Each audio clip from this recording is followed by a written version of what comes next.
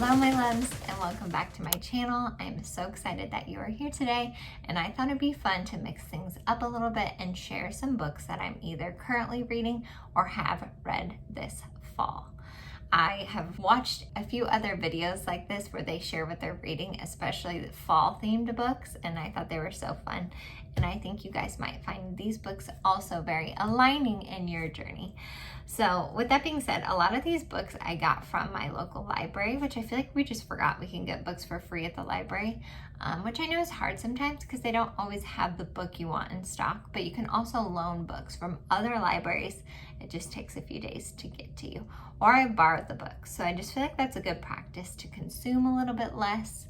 Even though I love, holding the physical book and I love buying books and I love having them on my bookshelf, sometimes you don't always have room for all of them, and it's just fun to borrow them from friends. So that's my recommendation to you.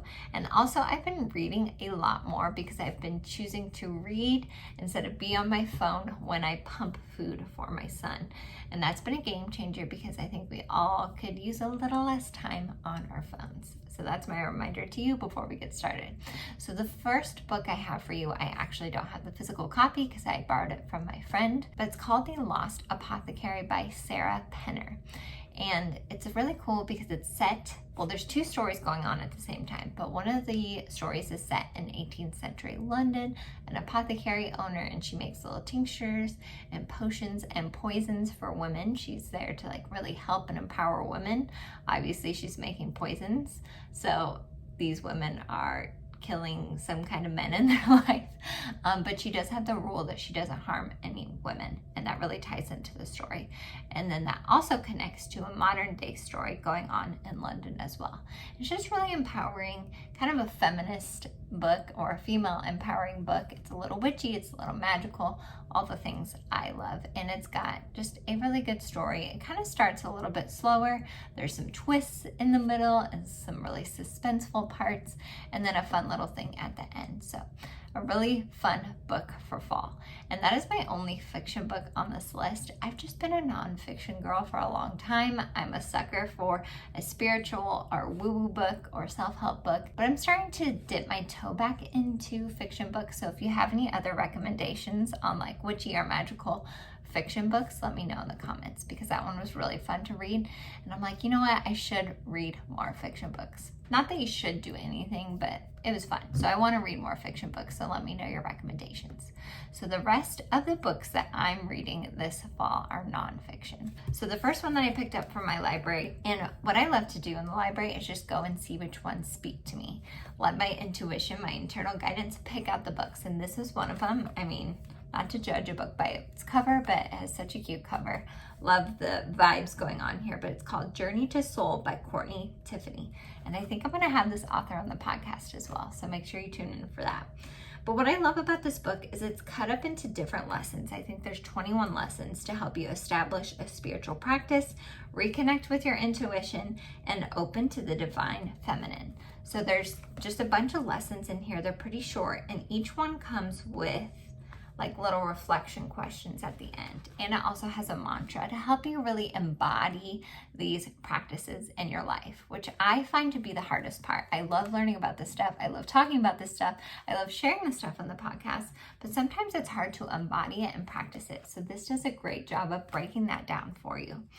And it was a really quick read. This would be a great thing to read first thing in the morning or right before bed, and actually do the questions in here to make sure it sticks. And I love diving into the divine feminine. That's something I'm interested in bringing more into my practice. I think we need more of a balance between the divine feminine and the masculine. But again, I'm just learning about those things. I'm not an expert on any of that. The next book that I've been reading, I've been talking about a lot on the podcast, and it's been very synchronistic. So as you guys know, if you listen, I mentioned how I never really related to astrology. I felt like it's something I always should be into, but I just didn't connect with my sun sign. I'm a Scorpio, and everything I read about Scorpios, I'm like, that doesn't really sound like me. But I'm slowly learning that there is so much more to our birth chart. And this book right here, which again, I just randomly picked up at the library because I was very drawn to it, has really helped me learn the basics of astrology.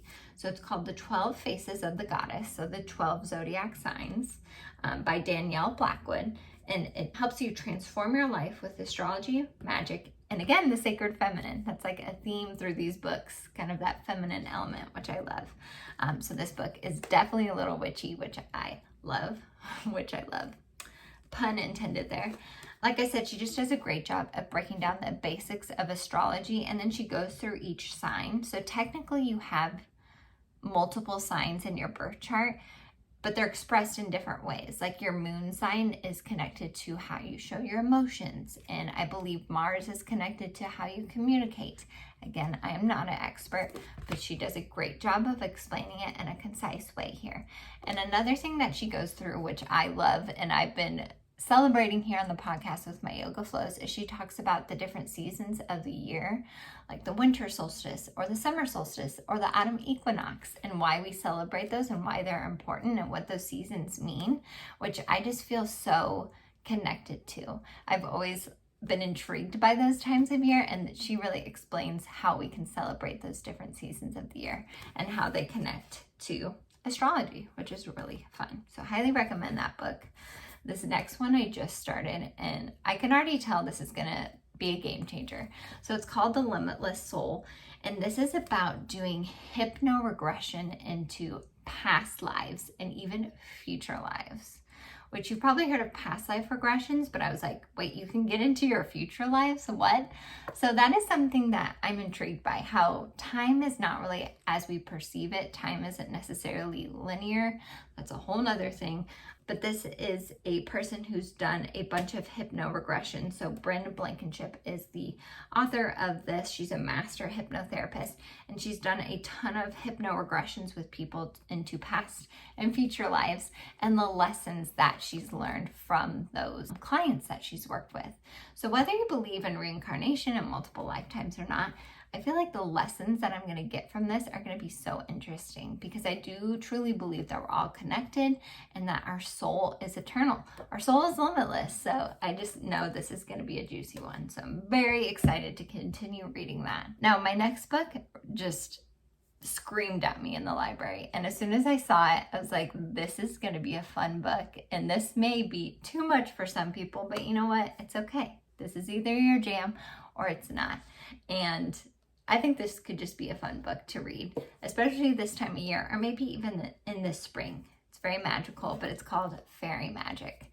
So again, I'm currently reading this, so I'm not all the way done. But what the author does in this book, which it's by Aurora Kane, such a beautiful name, she just kind of talks about the different fairy folk out there, how to get into the fairy world, connect with the fairies, how they can help you live your best life, different spells, charms, and rituals you can do with the fairies. Again, whether you believe in it or not, this is just kind of a fun book to read, especially this time of year, if you're into that stuff. Why it stood out to me, and again, this is very synchronistic, is when my mom was here, she loves listening to podcasts kind of about scary things. I'll link some of the podcasts below that she listens to. But we listened to one all about fae folk or fairy folk. And then I saw this book and I was like, well, I gotta read this. And it's just kind of been fun and aligning to read. It makes me feel like a kid again. Like when you're a kid, you believe anything is possible, right? Like, of course I believed in fairies when I was a kid, and I still do. I'm starting to reconnect to that belief, as crazy as that may seem to some of you. And this has been a really fun book to read. Now, these last two are books that I've already read, and I'm just kind of picking back up again here and there. I told you, it's weird. I read multiple books at once. I just kind of do what feels right in the moment. But this one's really fun. I've actually gifted this to pretty much all of my friends. It's called Moonlight Gratitude by Emily Silva. These are just short little entries that you can read before you go to bed. And I believe what you read right before you go to bed, it kind of sinks into your subconscious as you sleep. So this is just a beautiful way to end your day on a super high note, and just kind of like little nighttime meditations to help you sleep better. I love reading these before I go to bed, and I think she even has one for the morning as well, so you could check that one out. And then my last thing that I'm reading this fall, and again, this is a reread. I started reading this in the spring, and I'm still rereading it just because it's so dense, and I can only do little sections at a time to really help it sink into my subconscious. but that is in New Earth by Eckhart Tolle, which I believe I'm saying his name right. I've heard his name pronounced like 7 different ways. So one of these days I'm going to be respectful and learn the true way to say his name, but I absolutely love his work. This and The Power of Now are just game changers. And if you're new to this work, this may be like way too much at first, but if not, just check this out and read a little bit at a time. It just blows my mind. Basically, it's helping us detach from our ego, our identity, and reconnect with our truest self, which is going to create a new earth. Like if we all do this work, if we all work on these things and start living less from our ego and more from our internal guidance from our soul, it's truly going to create a new earth, which I think we need more and more of. So highly, highly recommend this book. This one I actually own, and you can see that's the only downside of library books is I can't write in the book. I love to underline things and make little notes, and I've read this multiple times and there's lots of notes in here. So this is a really, really good book. Not really fall themed, but you could read this any time of the year and it's so good. So those are all the books that I am reading this fall. Hopefully this inspired you to read some of these books or maybe find something similar. Again, I will link it all in the description below if you want to check any of these out. And also go check out your library. These are probably in your library as well, and you can check them out for free or borrow them from a friend, which I think is such a fun practice. If you have any recommendations on any books you're loving this fall, leave them in the comments. Or if you've read any of these books, let me know what you think in the comments below. But thank you so much for joining me today. Subscribe if you are new here. I have yoga flows, I have meditations, I upload podcast episodes here, and I do other random videos like this when it feels aligned and fun. I'm sending you all so much love and all the high vibes, and I will see you in the next video.